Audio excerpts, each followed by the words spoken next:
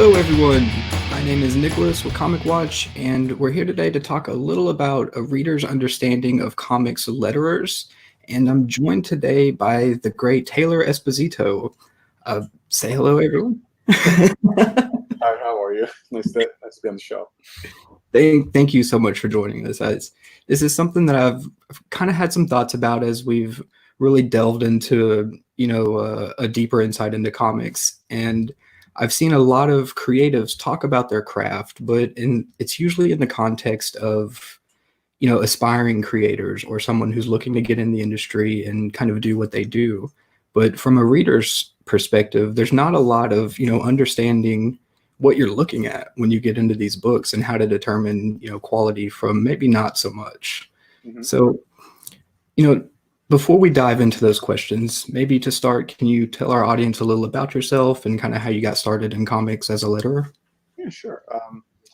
Obviously, Taylor Esposito, owner of Ghost Studios. Been lettering now, I want to say 8-9 years, something like that. Mm-hmm. So I got my start in comics kind of like just randomly.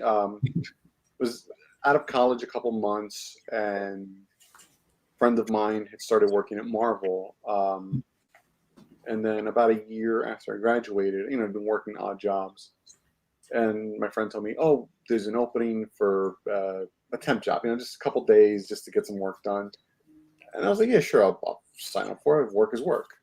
Yeah. So I went in, and 2 days turned to a week, turned to a couple weeks, turned to a month, whatever. Yeah. Essentially what happened was they brought me on to help what eventually became the Marvel Comics Unlimited. Oh, Like get that stuff up and running.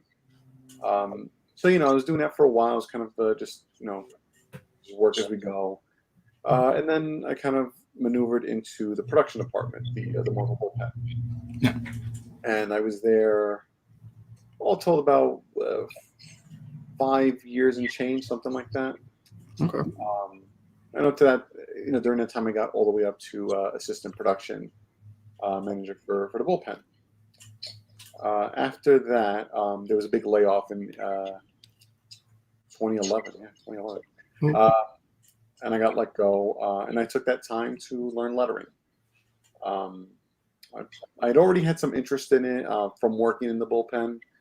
Because we assembled the books, I got to see them come in pieces and get put together. And it just kind of like interesting, like, ooh, I see this, I can figure this out.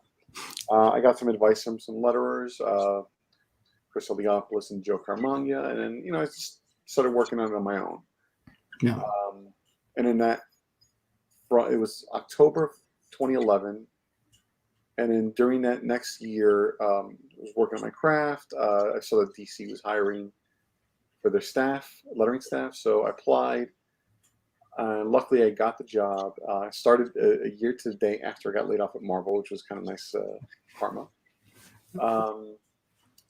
And yeah, so then I spent about 2.5, 3 years in the DC department. I'd already kind of knew what I was doing, but it was a nice learning experience in that I could hone my craft on the job with other professionals who knew what they were doing, which is like the best learning experience you'll possibly have. Right. Yeah. So it's one of those things where it's like, it's a 1 in a million story that probably won't happen again to anybody. This industry is notorious for when someone finds a way in, you plug it up so that no one else can do it. Not intentionally, it's one of those things. Yeah. So, so that's how I got into it.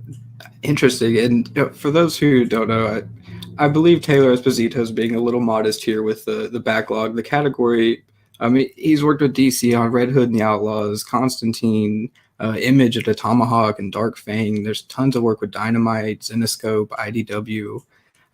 You've really been able to kind of capture lettering across a broad spectrum in the industry. And before we get too deep into it, but maybe you could give us just a bit of insight on a day in the life of a letterer, especially with so much industry experience like that. I mean, the nuts and bolts is kind of boring. It's a lot of just work, Yeah. So a little background. Typically, most letterers who make a living out of this, and I think most of us do. I'm very lucky that I can work as a letterer full time. You want to do about a book a day. You know, that's a good amount of work. It's not too much. It's possible, and you can make a decent living on it. So ideally, what I would do is, you know, I'd spend a day working on a book.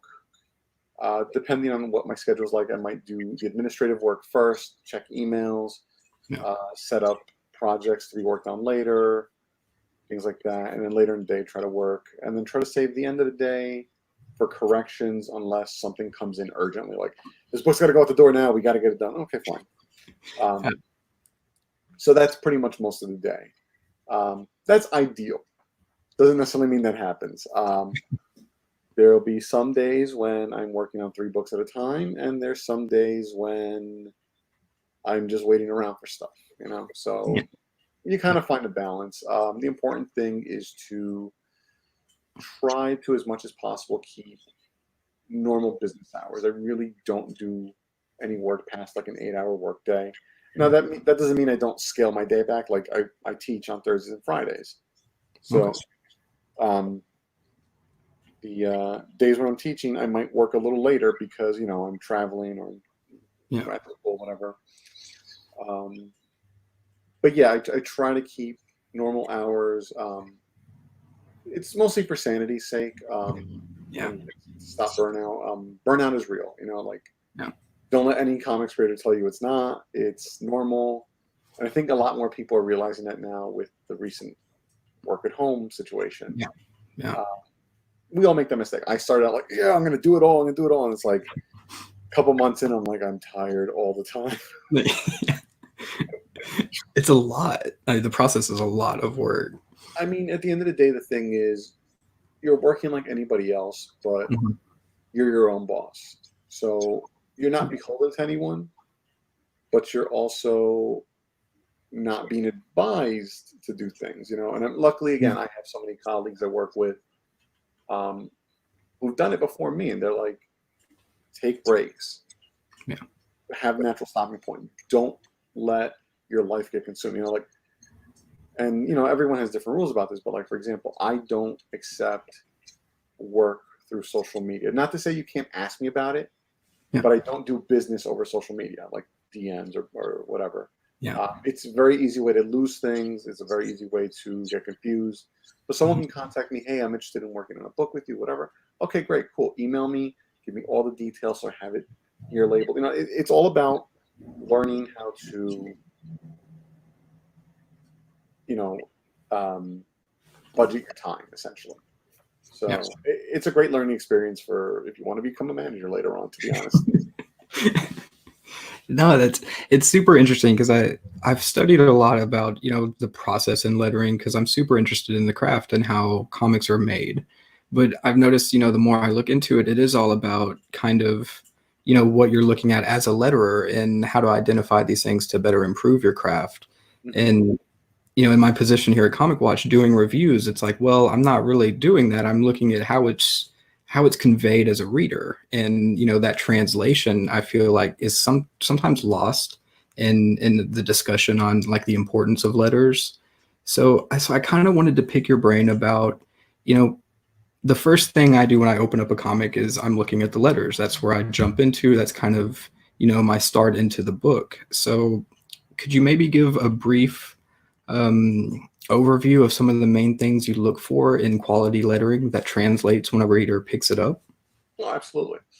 So, and I mean, mind you, what I'm going to say is based on my experiences and my philosophy. Not necessarily everyone has the same philosophy, although I think most of my colleagues will agree with me on the broad strokes. So essentially with lettering, what I'm looking for is clarity.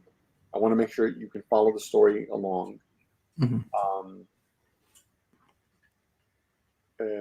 Like, not the best word, but cleanliness. You know, you don't want to overly clutter the page, especially with the way art is evolving. You know, we no longer are doing the comics of the 60s through the 80s where it was just, you know, basic 4-color process on newsprint and you had to work within the limitations of it. base, today with the technology we have, with creation of art, with paper, with ink, we can do a lot more. We can get more detailed. So for me, it's all the more reason to maintain clean clarity with the lettering. A lot of people will throw in every effect they know, everything in the kitchen sink, which, I mean, it's great that we can do this. Like, we can do amazing things.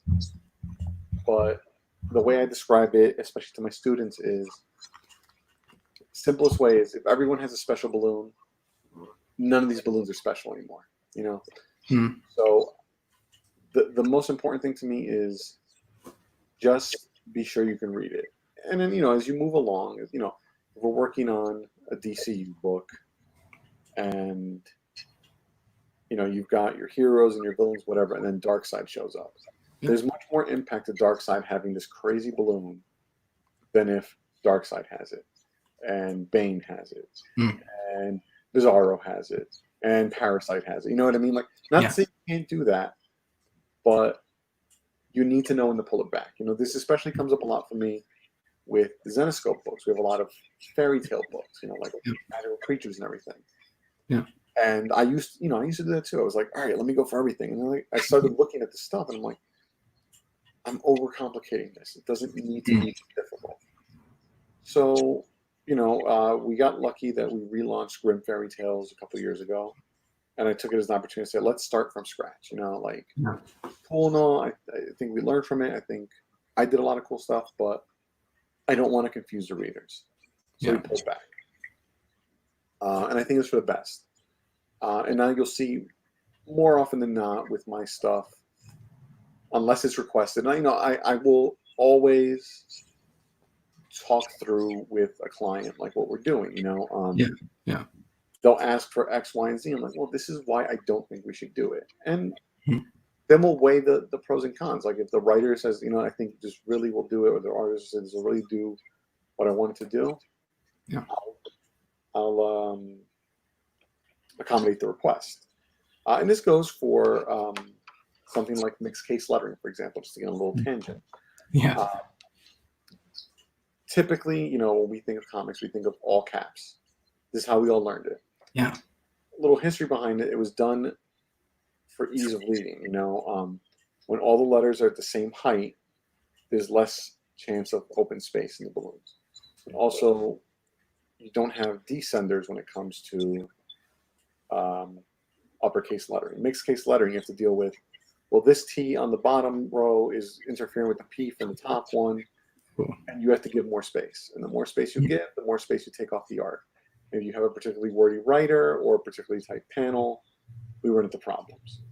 So unless you can give me a really good reason for why it needs to be mixed case, and also we have something where we can accommodate it, I'll do it. Otherwise, I'll strongly suggest no. And then I also spread that out to, what kind of book are we doing? Because if it's a superhero book, it looks better with uppercase. And you have something like, I believe Saga's lower mixed case. Oh, yeah. It fits the tone of that book. You know what I mean? I've seen arguments lately. I don't mean arguments, but like cons of for example, the new DC Young Readers line is doing mixed case. The argument being that it's easier for children to read, and I don't know if that's necessarily true or not. I see the argument, and I can be willing to go along with it, but I don't think that's necessarily the issue with reading. I think it might be more how much, like the size of the letters, how much space we're taking up. I think that balloons do need to breathe more, and I think that would help with kid readers, because it's, if you cram too much, it becomes overwhelming for anybody, an adult. So the more walls of text. I think the easier it is on the kids. I also think we need to treat kids, just a quick aside, like they know what they're doing. I think they just need a little time to get accustomed, but they know what they're doing. But yeah, so that's a long-winded answer. No, I really enjoy it, because especially with the history of it, I love that you brought in kind of the structure in comics, because that's something that a lot of readers notice pretty immediately. The 9-panel grid that's used a lot, and then the walls of text that happen in like some of the 60s X-Men and stuff like that. And was you limitations of the medium, you know? Yeah, yeah, absolutely. And as you get to a more modern book, the layout and the structures are so different. I feel like that put letterers in a position to kind of maybe hone their craft a little bit. It's interesting because my argument is I will never take away from an artistic layout. Yeah. I will say, and this is one reason why I stress that not just writers and artists learn lettering, but just in general, everyone should learn everything they can about the industry. But with lettering, I stress like try lettering your own scripts or lettering over your own art, because you'll see the issues you cause the next person down the line with these layouts. You know, I'm not saying don't do the interesting page layout where it's like diagonal panels, but just really consider where your placements are, how much space you're leaving, because it's all well and good to make a pretty page of art, but if it doesn't easily convey the story, it's wrong. You know, like this is the thing, and I try to stress to my students, because you know they have their classes for narrative and layout and this and that. And I tell them lettering is an afterthought. I don't want you to make it an afterthought on your pages. Yeah, it's one cohesive piece of art. And this goes along with something else I'll bring up, but you don't want lettering to look like it was a sticker placed over the art. You want it to meld. And that's what happens when you don't consider the layout. You know, like things are all over the place and out of place just to get it on the page and not necessarily the best piece. Yeah. And that goes along with what I want to say is like, when you do have a confusing layout, lettering can be used as guideposts. You know, as often as possible, I try to use lettering to guide you along the page. And sometimes it's easy. Sometimes it's straight across and straight down. Yeah. And then sometimes you have, like I said, these interesting designs. They're like your first panel is this big splash and these little panels all around. Kind of like that page from I think it was Final Crisis where Superboy's punching the walls of his prison. Okay. You know, you have all the little panels around it. Yeah. You can use it by positioning it in certain ways and using tails and even just the lines of the art to direct people across the page. There's an example that came up a couple days ago on Facebook where someone was showing a page, and I was like, well, if this balloon was moved here, now you have this Z shape that you can much more easily follow, even though panel 2 is up here and panel 3 is down here. You know, like things. But I mean, I'm sorry. No, sorry. It's really that perspective that I'm really trying to get at, because I don't think readers think in those terms when they're opening up a comic book. You know, when they see that page, I don't know. You know, like they should just be able to read it. Yeah, definitely. And that, what is the saying? Like the best lettering is the lettering that you don't really notice, that doesn't stand out as much. Yeah, and I know some people are starting to shy away from that saying because it's not the means, but like takes away from what we put in. But I understand the sentiment. Like you don't want to be distracting. You know, I think we can appreciate what a letterer does without it overtaking the main draw, which is the story and the art. You know. I've always found that to be like an interesting phrase, because you know you almost want to notice it more because it guides you through the story, and you feel like if it gets lost, then it doesn't really accomplish what it's trying to do. Well, that's the other side of it. If it's not strong enough, it's going to disappear into the background. This is another thing I also bring up when it comes to lettering. You know, like to the untrained eye, it's like, oh, lettering is lettering. You just put some, you know, Comic Sans. Oh, excuse me. You just put down some Comic Sans and some word balloons and tails, and you're good. That's not really the case. Like, for example, the way I approach a book is I will take the script, I will take the art. I'll, you know, not necessarily read through, but, you know, get a feel for the story. And then I'll develop a style guide. Now, the style guide also helps me move faster. You know, I don't have to necessarily worry about building a page from scratch. I have a template I can use to pull everything together. and then you start playing. So, I'll read through and I'll say, okay, this font works here with this weight of stroke and this and that. Excuse me. I'll put all this thought into it early on, and I'll present it to my team or my editor in certain cases.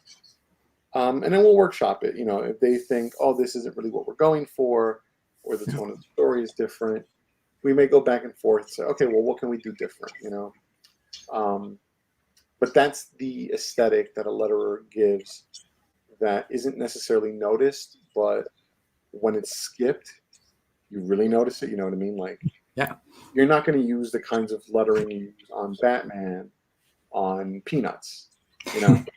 Yeah, it would be very jarring to the reader. So that's the thing. You have to think about it. Like, who is the target audience? What is the character? What is the tone? What I do on Exorcisters isn't necessarily what I would do on a Tomahawk. Yeah, definitely.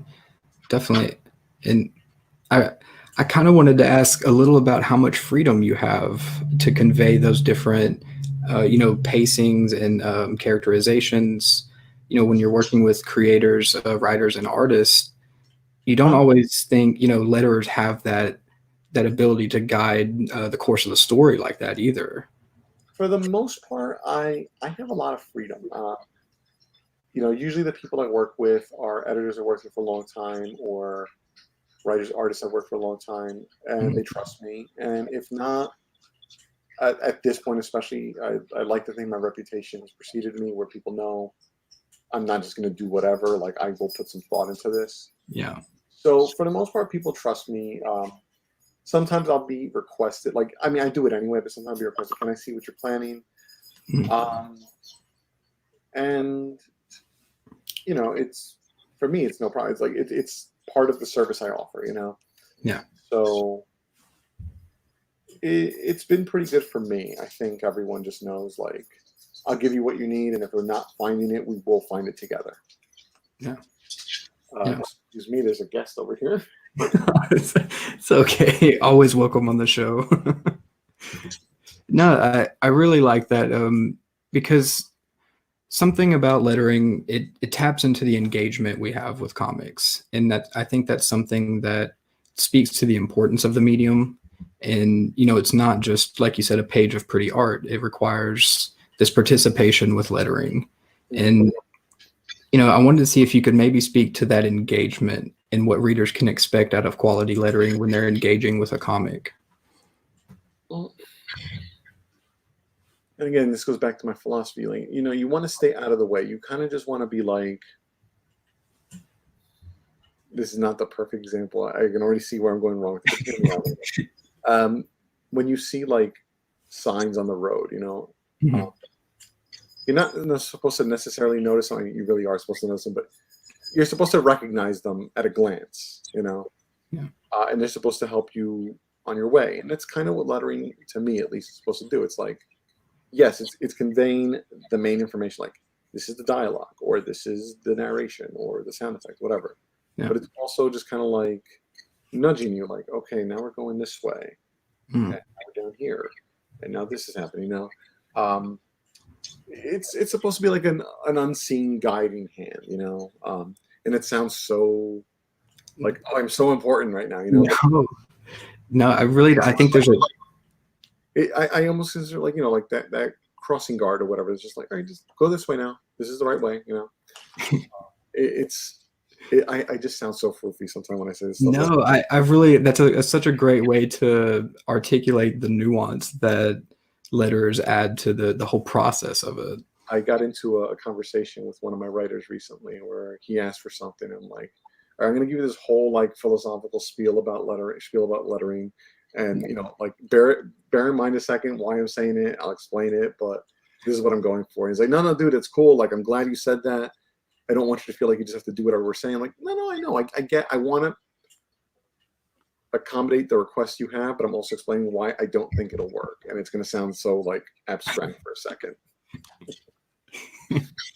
I think that's kind of part of it. And I thought that would come up a little bit in talking about letters, because it's not really something fans talk about a lot. And when they're at the comic store, they're not looking for a book by this letterer. I mean, apparently one or two people do, but not too many. Yeah, but no, mostly this stuff is nerdy between ourselves. Like Yeah. we'll talk to each other and we'll be like, "Oh, check out this balloon! Oh my God, that's so cool! How'd you do that?" Yeah. I remember a couple years ago, Darren Bennett was working on a Batman story with, I think, with Mr. Freeze, and he did this thing where the balloon was obscured by snow, and it was such a subtle little thing, but it's like, damn, that's really cool. And then I figured out how he did it. I asked him to. And then I did it in Friendo with the sandstorm, so Nice. very cool. We all steal from each other in the best way possible. Yeah, absolutely. And I will credit anybody whenever I take something from them.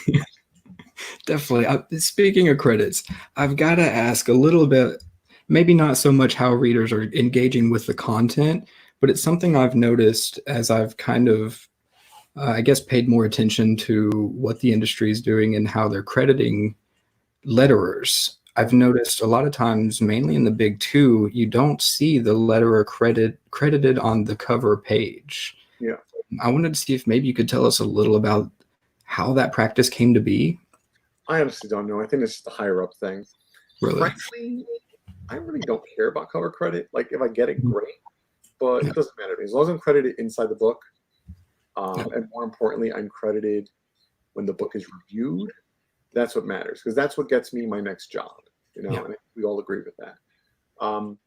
Frankly, from a design standpoint, because I'm also a designer, I don't care about cover credits. I think they're obstructive. I understand why you would do it sometimes. I mean, you have Alan Moore writing your book.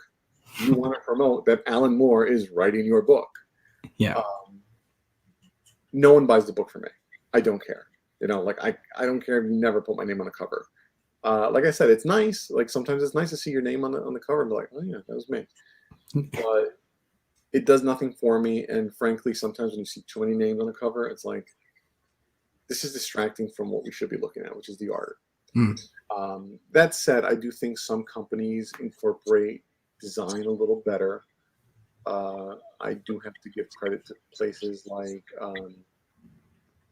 Vault for one. I'm trying to think who else does design. Aftershock to an extent. I mean, it's the same basic design, but it's a very clear hierarchy and framed by the actual frame. So it's always going to fall in the same place.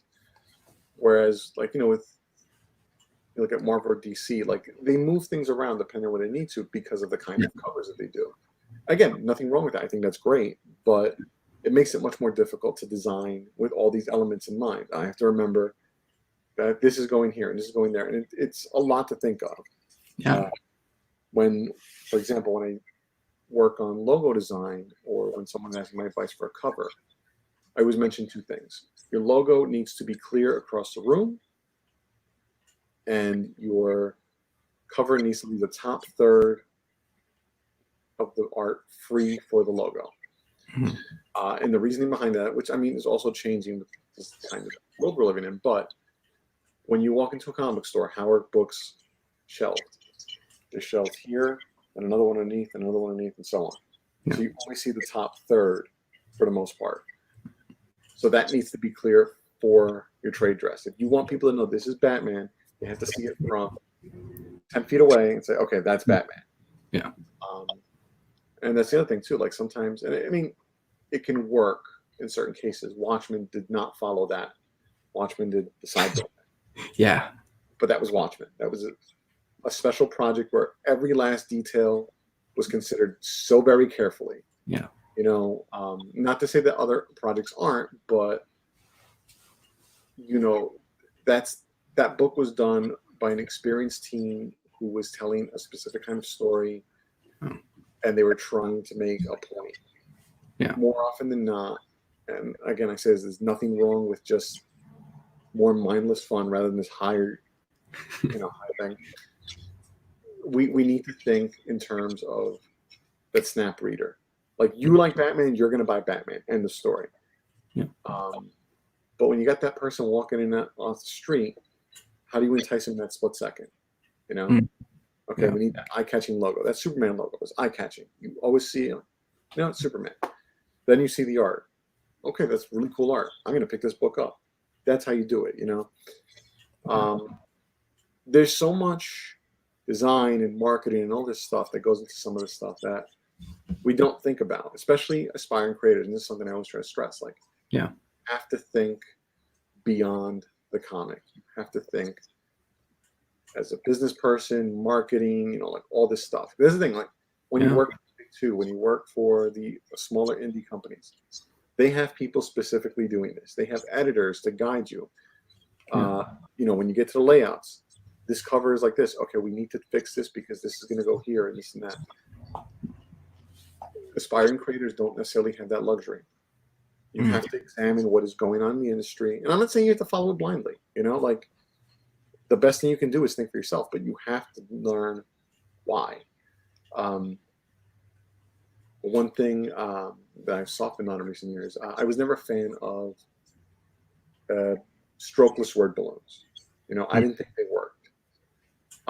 As I got more experience and I learned the rules of lettering, it was easier for me to say, you know, I can pull away from this and I can try it without.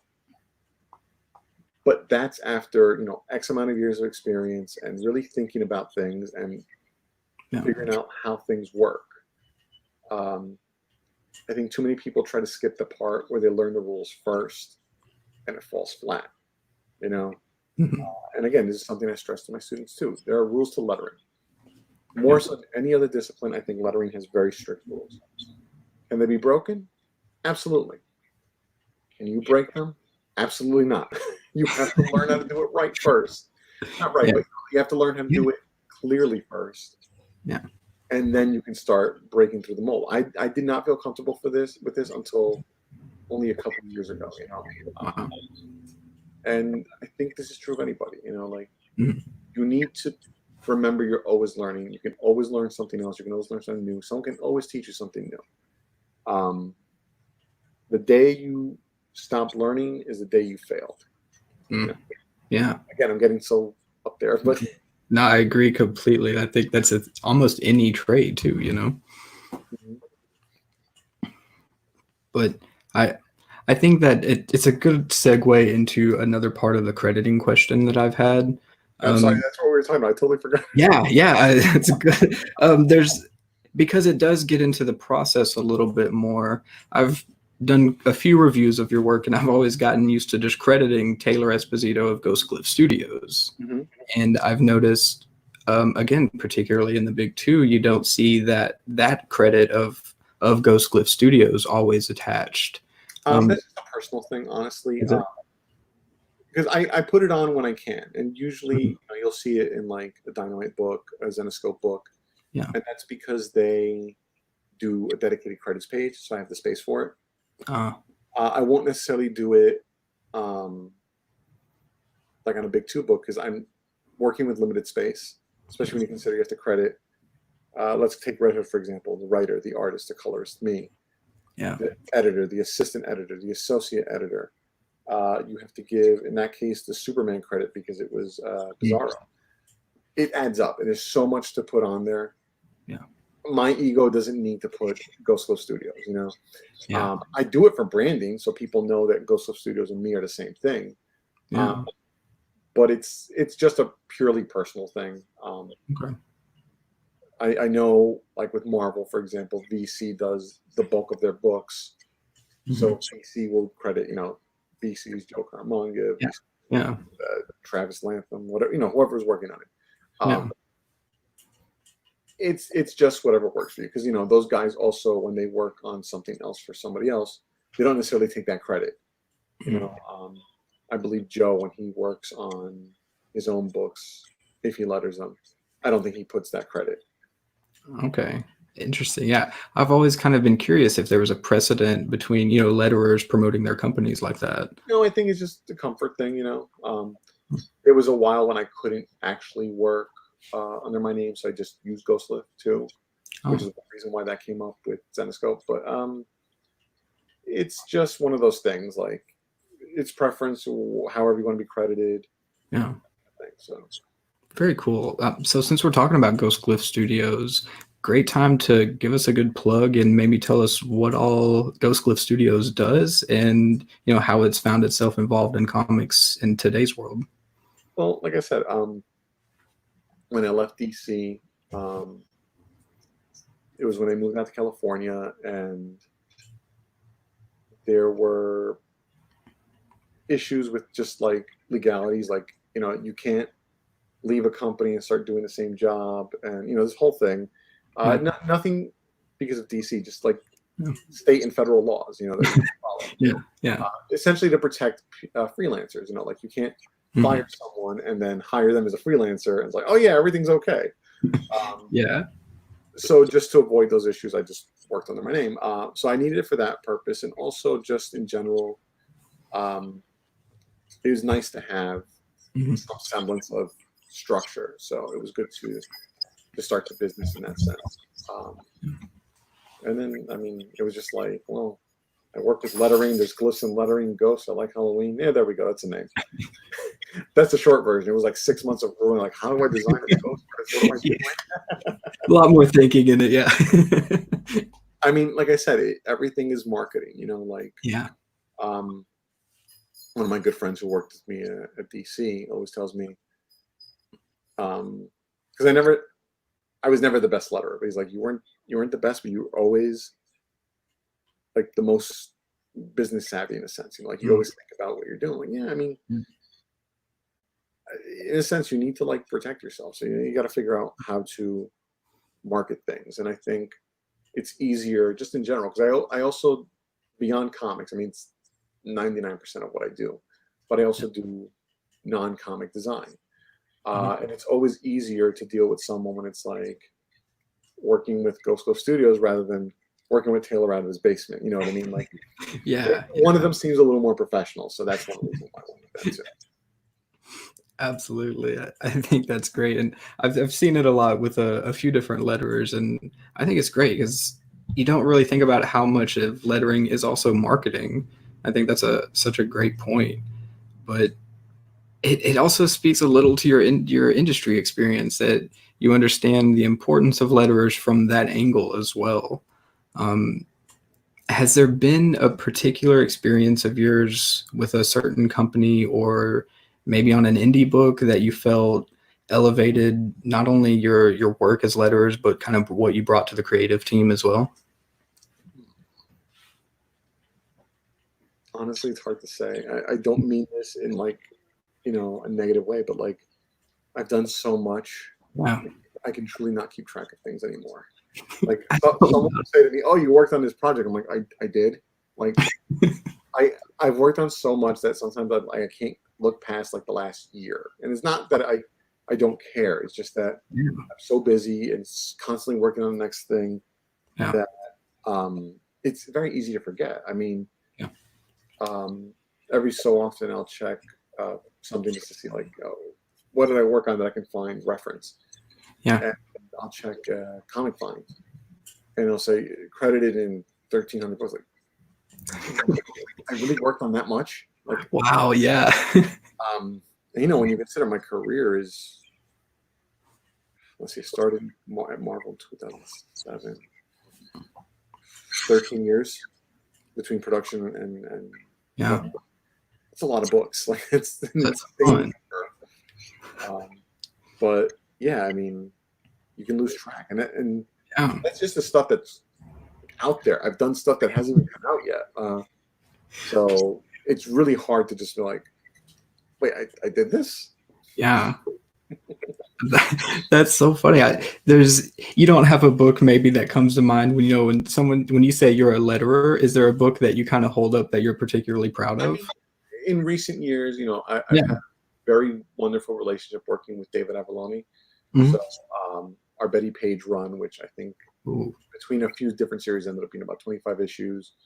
Our Elvira run, Drawing Blood. I've worked on a few other minis with him.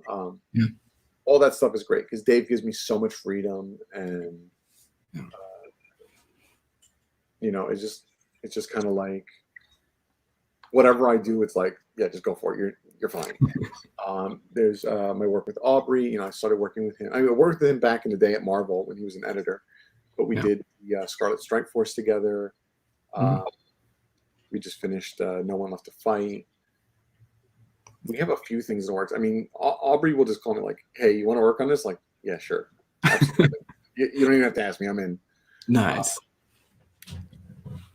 I mean, there's all that kind of stuff, and then like, I mean, I gotta say, even though I haven't worked on Red Hood in a while, Hmm. that run, I tried to do like my absolute best. I actually, I lament a little bit because I designed a different style guide, but they wanted to keep going with the new 52 look, and I was like, you know what? I understand why for cohesiveness, but I just Yeah. wanted to try something new.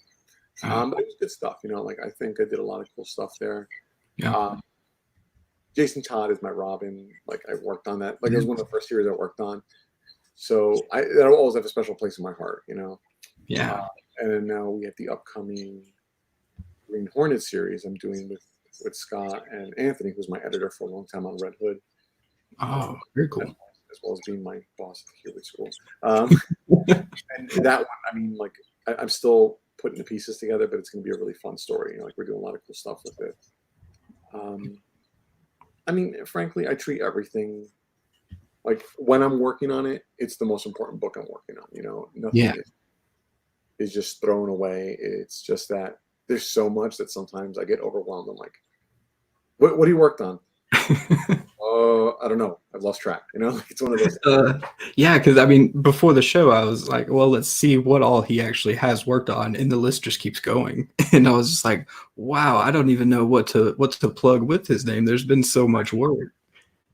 Part of it too was, especially when I started DC, I Yeah. was low man in the totem pole. Everyone had their assignments. I came in, and it was kind of like, well, here's this project. Here's this project. Oh, this one's running late. Here, you're free. Like I was Yeah. just the guy, you know. Yeah. Part of it was my speed. You know, I don't know how I do it, but I'm very fast. So everyone's like, well, Taylor's free. Give it to him. Yeah. He's available. You know, whatever. So I was just a filling guy for a while. You know, it was like if you look, you know, you see like, oh, he was credited in Justice League Dark. It's like, yeah, because the guy was sick that day or he was on vacation. You know, it's not necessarily because it was my book. It was just it needs to get done right now. You know. Yeah. That's actually a funny story. Villains Month, I think. Mhm. Because everyone's assignments just went out the window. It's like whoever's available is doing a book. And because I was so fast, I kept doing them. I think also that was when we were doing Future's End and Batman Eternal. I forget the timeline. One of those things. Yeah. But I think that month I had like 18 books come out. I'm like, how did I do so many? Like, what's going on? That's so funny. I like to think of those situations while I'm reviewing too, because, you know, on my end, I'll think, oh, they brought this letter in and it really helped this issue, you know, for these reasons. And then, you know, I'll find out that it was really, you know, because the letterer was sick or something like that. Yeah, I mean, Project Superpowers, I filled in because I don't know what happened to the other guy. Mm. They were just like, we need to get this done now. I'm like, okay, sure, why not? I'm free. Yeah. And that was the only issue I did, you know. Yeah. And then there were other ones where it was like, I think it was Red Sonja. Like, I don't know. I guess the letter had to back out of the book for some reason. So it was just thrown to me as like, I was actually in the Dynamite offices and like, hey, can you do this one today? I'm like, I guess I can go home and do it. Wow. And I just took over the book until the end of that series, you know, before it relaunched again. Yeah. I mean, again, it's one of those things like I'm reliable enough where people know they can trust me with that. Yeah. But I think it's also like, oh, but he's just that guy that can do anything. So, Yeah. Whatever. I'm not complaining. I'm knock on wood. I've had a very successful career so far. People seem to like me. I'm not going to complain. So definitely, and always good to kind of get some suggestions out there. There's tons of your work, and I think Red Hood is definitely a great one to point to for people to look at. I'll try not to keep you too much longer. Like I said, I could probably, but before we kind of wrap up, I wanted to see there's a lot of great letterers out there right now. There's tons of great work. We just had the Eisner's list drop. There's tons of great letterers on it. Are there any outside recommendations you have for readers who are kind of looking to maybe get more familiar with high quality lettering that you would suggest? Absolutely. I mean, I'm going to just preface this by saying I have an issue with the way the Eisners do coloring and lettering. It's not necessarily best colorist and letterer, it's best colorist and lettering. And I feel it doesn't give enough guys a chance to shine. Like we always see Todd Klein nominated. He wasn't nominated this year, but he's always nominated. It's like, that's great. It's wonderful. If it was up to me, Todd would always win. But I feel like that makes it where you only see Todd and a couple other guys, and then you see like, cartoonists who letter their own work, which, I mean, don't get me wrong, it's beautiful work, but I don't think it's fair to limit the category like that. Yeah, we need a full letterers category. I mean, I'm here for that. The way I rationalize is like a cartoonist has full control of what they're doing. They're controlling every aspect of it. And it's more so than other comics. It's definitely one cohesive piece. Like I can work with a team and it's a cohesive piece, but it's not the same as if, artist X drew it, inked it, colored it, lettered it, Yeah. Two different kinds of things. Now that said, let me get that out of the way. Letterers people should be looking at. Nate Picos from Blambot. I mean, again, one of my mentors and colleagues. I credit him a lot with a lot of my career. Sal, who's my boss over at DC. Rob Lee, who's working on Detective right now, and it's like amazing work. Among other things he does. He doesn't letter anymore, but Ken Lopez, who actually designed the Detective Comics logo, the new one. Yeah. He's amazing. I mean, if you look up his credits, like he's worked on pretty much every major book you could think of. Who else is on there? Tom Warzakowski, I mean, great letterers going back to like the X-Men days. He's still working.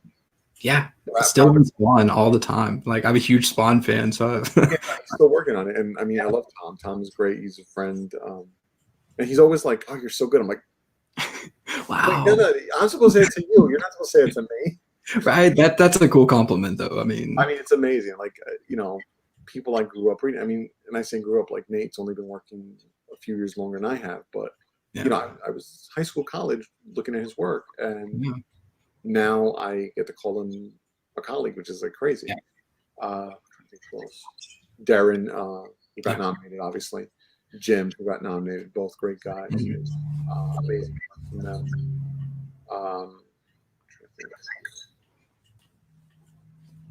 Ariana Mehar, she's doing amazing work.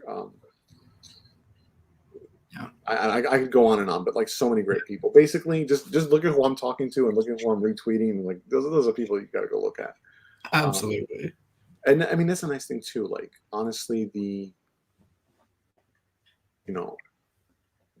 people working right now, there's like no competition with each other. Like we all learn from each other. We all talk to each other. We all usually end up being at New York Comic Con at one way or the other, so we try to get together, and it's fun stuff. Talk, we share war stories, we share ideas, and it's just cool. Like I can't speak for the rest of the industry, but it's nice that we can all look out for each other and educate each other. Yeah. I don't know. I consider myself very grateful. I work in the field I do, and the specific part of it I do. So. Very cool. Very cool. Well, that's everything I've got. I think it's a great way to end it on. There's tons of recommendations. If there's anything else you'd like to say? Anything that people need to be checking out for letterers? Well, I mean, if you want to learn more, there's definitely Nate's website has a lot of great materials. Yeah. There's Jim Campbell has his blog, which has a lot of great material on it. If you want to learn from me, we have the Keyword School online classes. I believe the next one is starting up in July. Okay. So it's a 6-week course. I just wrapped up the first one last weekend. I'm not saying you'll get a great education, but you get an education from me. So call it what it is. Definitely, there's some good plugs, and you can always go to. I like to think, I've got feedback from the students, and they all seem to think it was a really good one. So very cool, very cool. Definitely. Thank you so much for joining us, and I can't thank you enough. It's been great to kind of pick your brain about it a little bit, and maybe we can have you on again sometime. Absolutely. I'd love, I mean, not that I love hearing myself talk, but I love talking about lettering, so it's fine. Absolutely. Well, thank you so much, everybody. This is a reader's understanding of comics, letterers with the great Taylor Esposito. Thanks for listening. You can find us at comic-watch.com, at social media at Comic Watch HQ. And this will be everywhere you find podcasts: Spotify, SoundCloud, Podbean, YouTube. Just go find it somewhere. Listen to this, love comics, read them, enjoy them. Thank y'all so much.